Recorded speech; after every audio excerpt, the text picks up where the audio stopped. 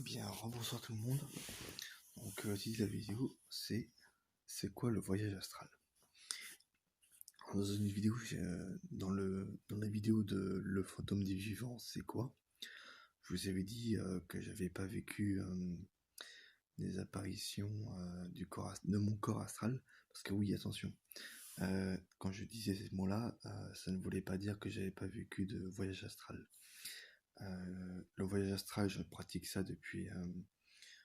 commencé à pratiquer ça depuis longtemps, depuis, je crois, depuis 2014, 2012, un truc dans le genre. Donc ça date. Ouais, c'est pas la première fois que je fais un voyage astral, hein. Je connais très bien, je pratique, on va dire, assez bien. Donc voilà, tout ça pour vous dire que je m'y connais dans le sujet. Donc le voyage astral, qu'est-ce que c'est? Donc le voyage astral, en fait, c'est...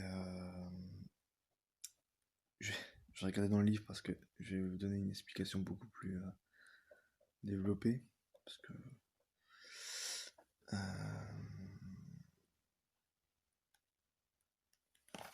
c'est pas là-dedans.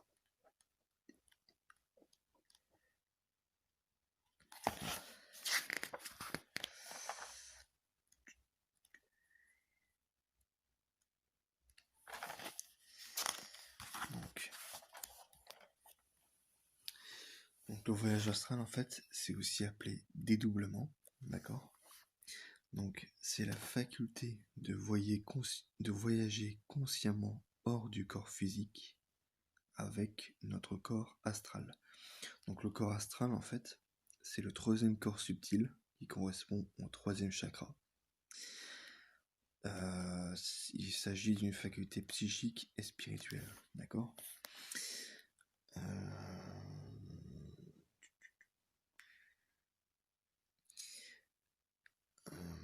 Donc voilà. Donc le corps astral permet de se déplacer consciemment dans l'espace, ainsi que dans les différents plans astraux. La personne peut se déplacer et faire le tour de la Terre, explorer le fond des océans, visiter d'autres galaxies. Voilà.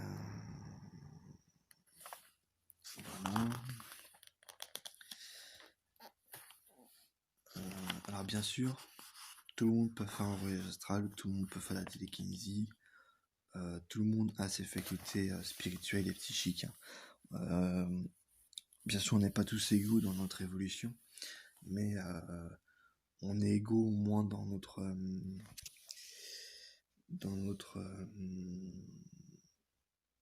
dans ce qu'on a, on va dire, au niveau latent.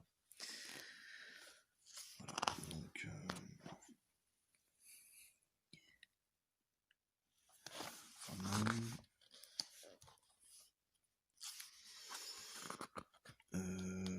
donc les possibilités du corps astral. Donc au niveau des déplacements,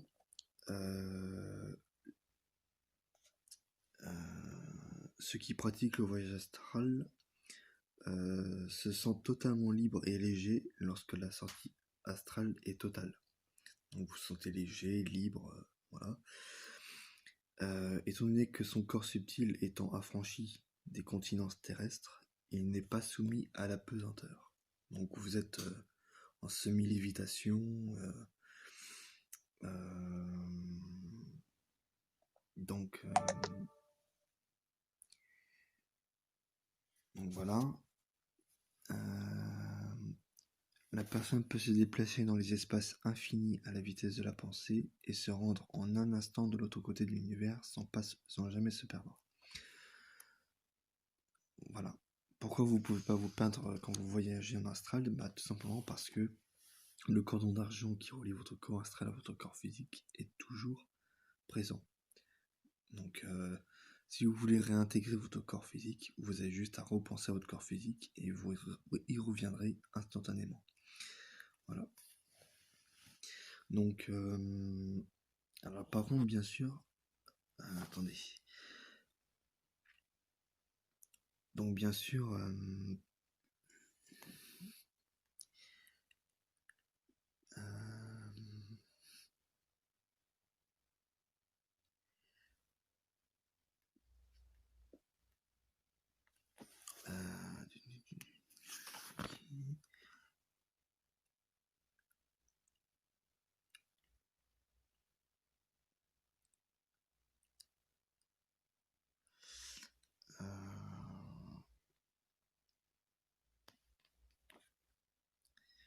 Donc bien sûr, quand je dis que le corps astral n'est pas soumis à la pesanteur, vous vous doutez bien que qui dit ne pas être soumis à la pesanteur, qui dit que vous pouvez voler, évidemment. Vous pouvez voler dans l'astral. Moi, personnellement, je l'ai expérimenté. C'est tout à fait possible. Après, c'est vrai que maîtriser son corps astral, c'est loin d'être facile, je dois l'admettre. Mais c'est tout à fait possible de voler dans l'astral. Il y a beaucoup de personnes qui ont fait cette expérience et ils ont essayé de voler, puis ça a marché. Et bien sûr, c'était pas pour eux, c'était pas c'était pas une imagination débordante, puisqu'ils ont eux-mêmes décrit ce qu'ils avaient vu, et quand ils avaient appelé leurs proches, ils avaient décrit ce qu'ils avaient vu, et leurs proches leur demandaient mais comment tu peux savoir ça? Donc non. Voilà, on peut faire beaucoup de choses avec ce corps astral. Et donc les obstacles pendant qu'on fait un voyage astral, c'est en fait il n'y a pas d'obstacle, tout simplement. Parce qu'en fait la matière pour le corps astral n'est pas un obstacle, puisqu'il peut traverser à travers.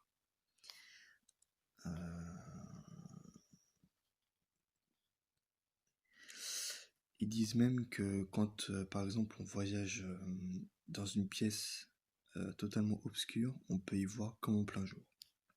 Voilà. Il a aussi la possibilité de percevoir à travers les obstacles comme s'il était en verre, permettant ainsi, si le désir, de voir les fondations souterraines du lieu où il se trouve. Voilà.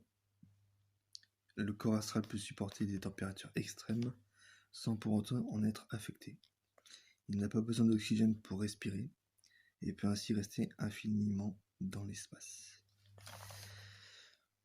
Voilà.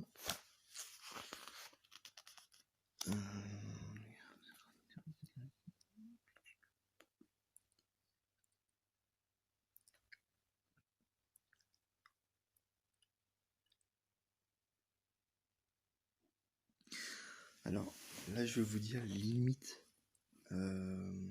du corps astral. Donc les voici. Donc le corps astral ne peut se déplacer que dans le présent, pas dans le passé ni dans le futur. Car il est constitué d'atomes comme notre corps physique, puisque nous pouvons le ressentir avec nos mains physiques. Donc ça c'est autre chose. Mais c'est vrai que dans ce livre, il y a même des exercices qui permettent de ressentir et de toucher le corps astral d'une personne. Ensuite, il est limité à sa propre qualité vibratoire. Dans le cas où le voyageur astral n'est pas assez évolué spirituellement, la vibration de son corps astral ne sera pas assez élevée pour pouvoir monter vers les plans de l'astral supérieur. C'est-à-dire que nous ne pouvons nous élever que vers les plans qui sont égaux ou inférieurs à notre fréquence vibratoire. À plus forte raison pour les plans plus subtils, tels que le plan causal, qui ne pourra être atteint qu'avec le corps causal. Donc, pour ceux qui n'ont pas compris, je récapitule. Admettons, donc vous avez votre corps astral, vous voyagez. Donc généralement, si je dis pas de bêtises, quand vous voyagez en astral, vous avez généralement accès dans le tableau d'évolution à votre corps, à la dimension éthérique et à la dimension physique. Et donc, admettons,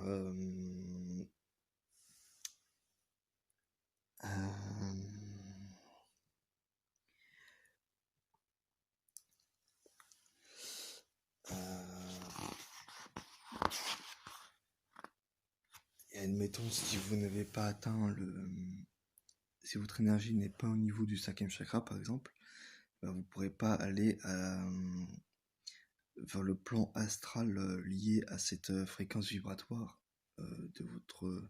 du plan subtil lié à votre chakra en fait. Voilà, c'est ça que ça veut dire. C'est comme pour la médiumnité, c'est pareil. Par contre, ce que j'ai pas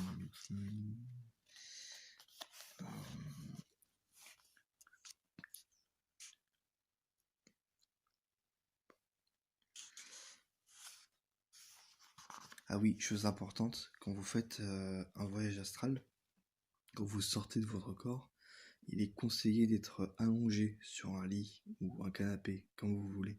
Mais surtout, évitez de le faire en position assise, parce que quand vous sortez de votre corps, bah, vous risquez de tomber en fait. Voilà, tout simplement. Donc voilà, moi personnellement, c'est vrai que le fait de le faire allongé, c'est beaucoup plus simple. Parce que moi personnellement, j'ai essayé debout, mais c'est pas très agréable en fait.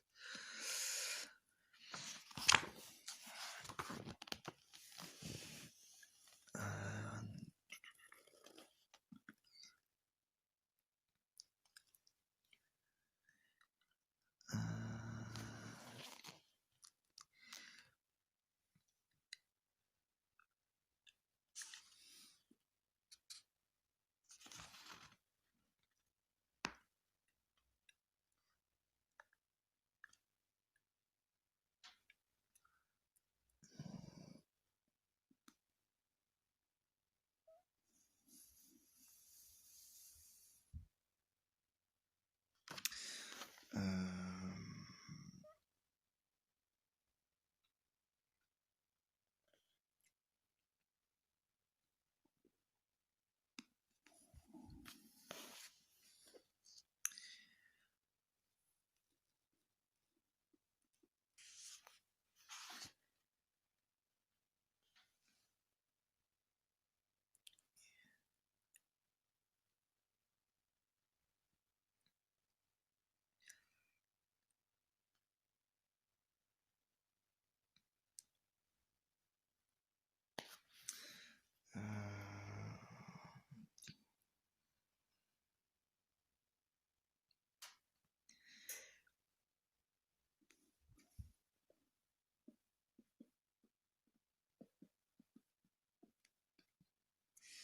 euh, alors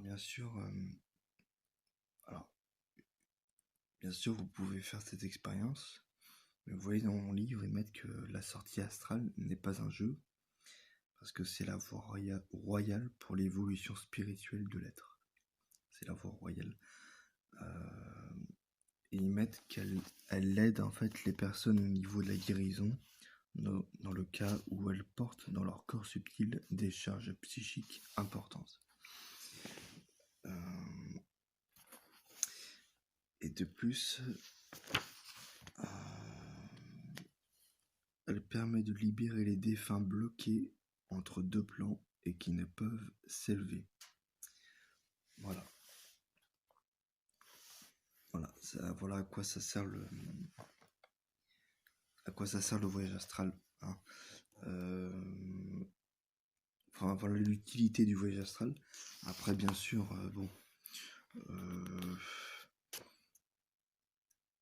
après ils disent que la sortie astrale n'est pas un jeu. Bon, je suis d'accord.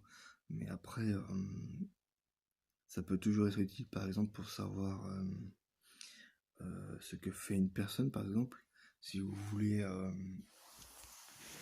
je sais pas, vous avez pas vu quelqu'un depuis des années, et vous voulez lui rendre visite, mais vous ne pouvez pas parce que il est trop loin. Voilà. Admettons que vous êtes en France et que lui, je sais pas, je vais dire une connerie, il est en Afrique, admettons. Et bah, avec votre voiture, vous ne pouvez pas aller jusqu'en Afrique, vous êtes obligé de prendre l'avion. Et étant donné que vous n'avez pas assez d'argent pour prendre l'avion, bah, vous êtes obligé de rester chez vous. Et bah, justement, avec le voyage astral, vous avez juste à penser vous avez juste à sortir de votre corps et ensuite à penser à votre ami ou à un proche et vous pouvez vous rendre instantanément à ses côtés et dans le lieu où il se trouve. Voilà. Donc voilà ce que vous pouvez faire avec le voyage astral. Donc voilà. Voilà pour ce qui est du voyage astral. Je vous ai expliqué. Hein. Donc c'est tout pour cette vidéo. N'hésitez pas à mettre un like, à mettre dans les commentaires ce que vous en pensez. Et je vous dis à très bientôt pour une nouvelle vidéo.